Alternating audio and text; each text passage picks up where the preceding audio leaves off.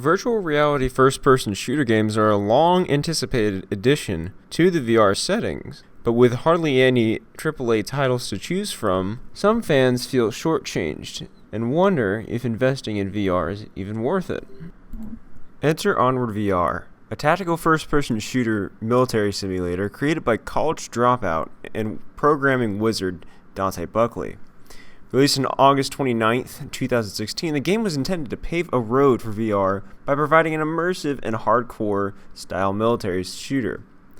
But how does the community and gameplay mechanics of Onward compare to AAA titles like Call of Duty or Counter-Strike?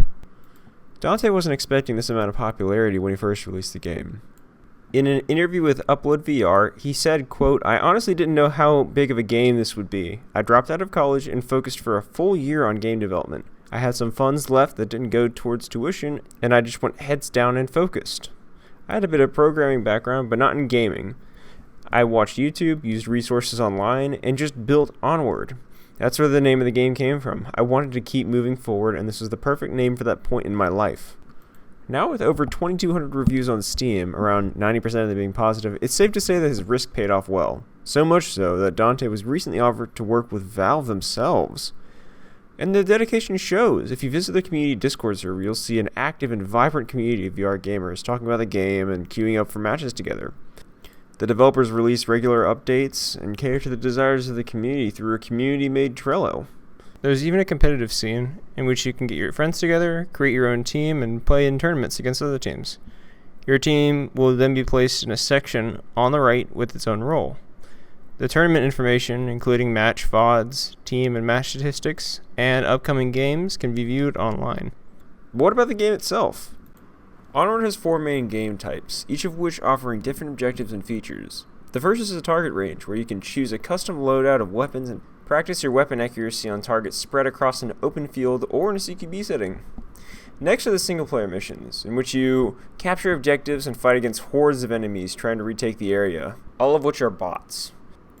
Then there's multiplayer, which is split up into 2 main game types. The first is Uplink, in which 2 teams of 5, the Marsoc and the Volk, battle for control over the Volk's satellite dish.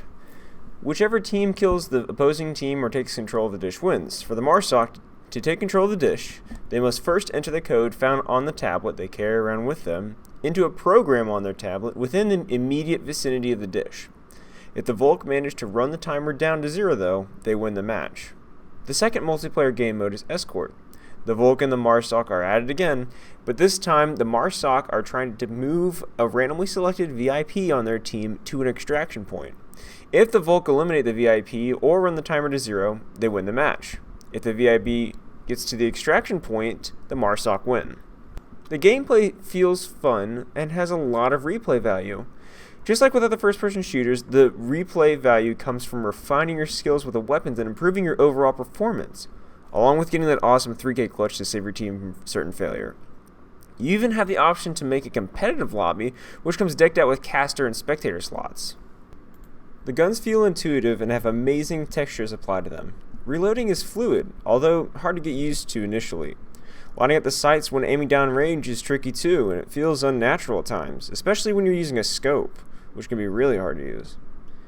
Choosing your custom loadout, though, is pretty easy. While you're waiting to respawn, you can change the features of your custom class, adding utilities, changing weapon attachments, or choosing different guns for your character. Choice expends loadout points, and you're limited to a max of 8 of these per class, which can feel overly restrictive at times. The community is pretty respectful, and for the most part, they're mature. Rarely did I encounter a lobby with toxic players in it, and the few times that I did, the adults usually calm down the disruptive people pretty quickly. It serves them right. Overall, I'm impressed with this game so far. Having put about 16 hours into the game, I can confidently say I'll be playing this more in the foreseeable future. I really enjoy the game itself, and the players are fun and engaging to be around. How does it compare with the games I mentioned earlier, though?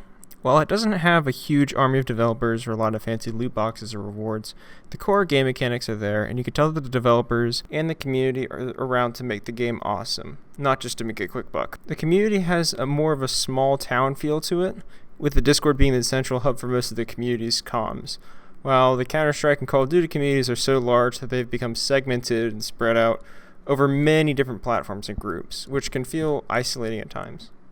Lastly, what makes Onward truly special is the grassroots style of self-sustaining gameplay and organization that you just don't see much anymore, and I really love that. Thank you so much for watching, and have a great day.